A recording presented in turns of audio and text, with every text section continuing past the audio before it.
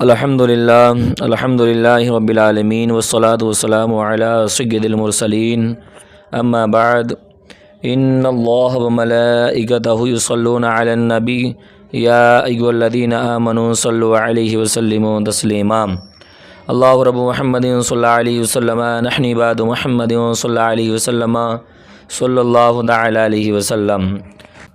تو آج کا درس بہار شریعت حصہ اول صفحہ نمبر 180 ایمان و کفر کا بیان۔ ہم لوگ جانیں گے کہ ایمان کیا ہے، کفر کیا ہے، اور کون کافر ہیں، کون مومن ہیں، ایمان والے ہیں۔ تو آپ سبھی کا ہمارے YouTube channel Barkati online academy سے جڑنے کے لیے آپ سب کا بہت بہت شکریہ۔ میں تہہ دل سے آپ سبھی کا استقبال کرتا ہوں۔ اللہ آپ سب کو جزائے خیر عطا فرمائے، دارین کی نعمتوں سے مالا مال فرمائے۔ اور سماعت کرنے سے پہلے اچھی اچھی نیتیں کر لیں۔ حضور کی حدیث پاک ہے، نیت المؤمن خیر من عملہ، مسلمان کی نیت اس کے عمل سے بہتر ہے۔ میں بھی اچھی نیت کرتا ہوں کہ میں آج کا درس اللہ کی رضا حاصل کرنے کے لیے میں آپ سب کی خدمت میں پیش کر رہا ہوں۔ سماعت کریں۔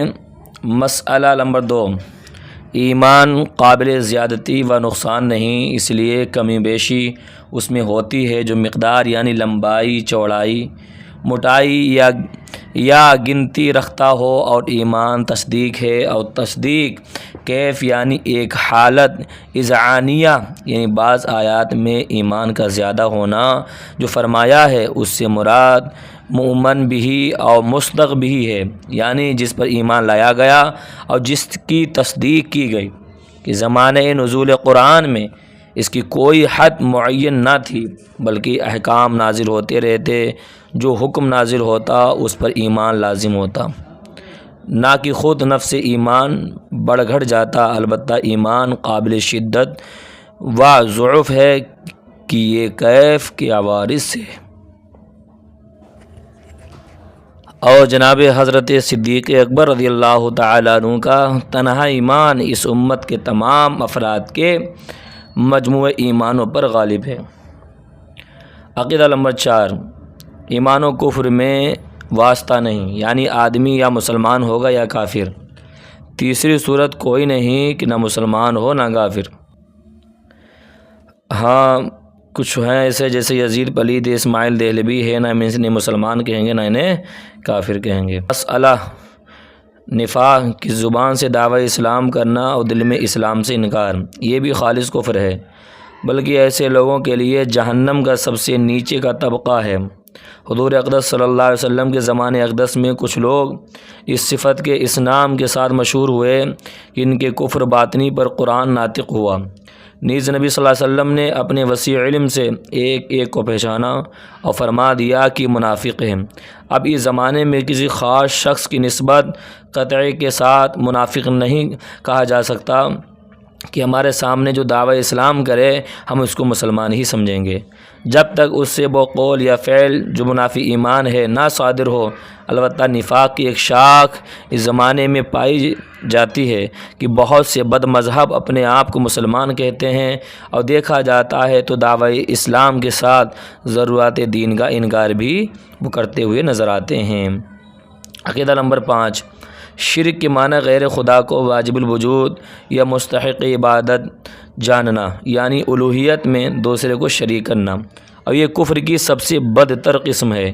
اس کے سوا کوئی بات اگرچہ کیسی ہی شدید کفر ہو حقیقتاً شرک نہیں۔ لہذا شرع مطہر نے اہل کتاب کفار کے احکام مشرکین کے احکام سے جدا فرمائے۔ کتابی کا ذبیحہ حلال، یعنی مشرک کا مردار کتابیہ سے نکاح ہو سکتا ہے، مشرکہ سے نہیں ہو سکتا۔ اور امام شافعی کے نزدیک کتابی سے جزیہ لیا جائے گا، مشرک سے نہ لیا جائے گا۔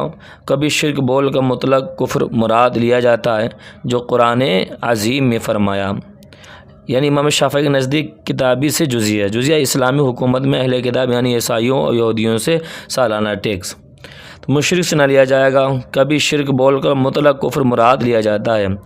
یہ جو قرآن عظیم میں فرمایا کہ شرک نہ بخشا جائے گا وہ اسی معنی پر ہے، یعنی اصلاً کسی کفر کی مغفرت نہ ہوگی، ٹھیک ہے۔ باقی سب گناہ اللہ عز و جل کی مشیت پر ہے، جسے چاہیں وہ بخش دے، لیکن شرک ایسا گناہ ہے۔ عقیدہ نمبر 6، مرتکب کبیرہ مسلمان ہے، جنت میں جائے گا خواہ اللہ عز و جل اپنے محض فضل سے اس کی مغفرت فرما دے، یا حضور اقدس صلی اللہ علیہ وسلم کی شفاعت کے بعد، یا اپنے کیے کی کچھ سزا پا کر اس کے بعد کبھی جنت سے نہ نکلے گا۔ اور مسئلہ جو کسی کافر کے لیے اس کے مرنے کے بعد مغفرت کی دعا کرے، یا کسی مرتد کو مرحوم یا مغفور، یا کسی مردہ ہندو کو بے کھنڈ باشی کہے، وہ خود کافر ہے۔ عقیدہ نمبر 7، مسلمان کو مسلمان، کافر کو کافر جاننا ضروریات دین سے ہے، اگرچہ کسی خاص شخص کی نسبت یہ یقین نہیں کیا جا سکتا کہ اس کا خاتمہ ایمان یا معاذ اللہ کفر پر ہوا، ٹھیک ہے، تب وقت کہ اس کے خاتمہ کا حال دلیل شرعی سے ثابت نہ ہو، مگر اس سے یہ نہ ہوگا کہ جس شخص نے قطعاً کفر کیا اس کے کفر میں شک کیا جائے، کہ قطعی کافر کے کفر میں شک بھی آدمی کو کافر بنا دیتا ہے۔ خاتمہ پر بنا روز قیامت اور ظاہر پر مدار حکم شرع ہے۔ اس کو یوں سمجھو کہ کوئی کافر مثلاً یہودی یا نصرانی یا بت پرست مر گیا تو یقین کے ساتھ یہ نہیں کہا جا سکتا کہ کفر پر مرا، مگر ہم کو اللہ و رسول کا حکم یہی ہے کہ اسے کافر ہی جانیں، اور اس کی زندگی میں اور موت کے بعد تمام وہی معاملات اس کے ساتھ کریں جو کافروں کے لیے ہیں، مثلاً میل جول، شادی بیاہ، نماز جنازہ، کفن دفن۔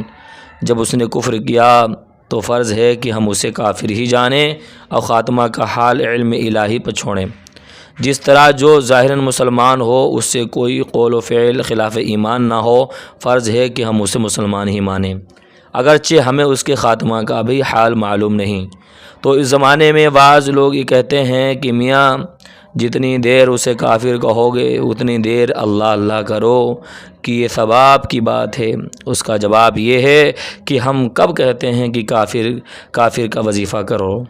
مقصود یہ ہے کہ اسے کافر جانو، اور پوچھا جائے تو قطعاً کافر کہو، کوئی جھجک نہیں ہونا چاہیے، نہ یہ کہ اپنے صلح کل سے اس کے کفر پر پردہ ڈالو۔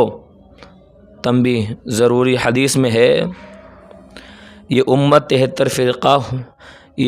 73 فرقے ہو جائے گی، ایک فرقہ جنتی ہوگا، باقی سب جہنمی۔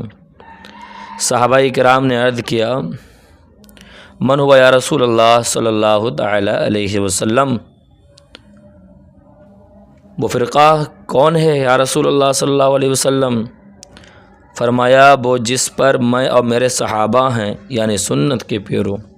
دوسری روایت میں ہے هو الجماعت، وہ جماعت ہے، یعنی مسلمانوں کا بڑا گروہ ہے، جسے سواد اعظم فرمایا جو اس سے الگ ہوا جہنم میں الگ ہوا۔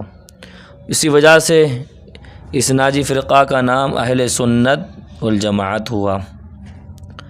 ان گمراہ فرقوں میں بہت سے پیدا ہو کر ختم ہو گئے، بعض ہندوستان میں نہیں۔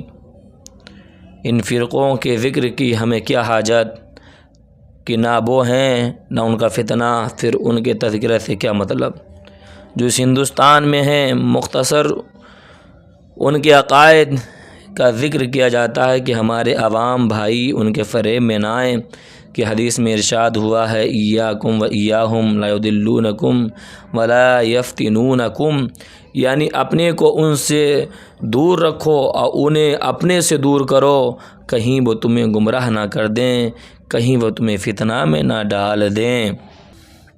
تو آج کے درس کا یہ اختتام کرتے ہیں۔ آپ سبھی حضرات سے گزارش ہے کہ آپ ہمارے یوٹیوب چینل برکات آن لائن اکیڈمی کو سبسکرائب کریں، زیادہ سے زیادہ شیئر کریں۔ السلام علیکم ورحمۃ اللہ وبرکاتہ۔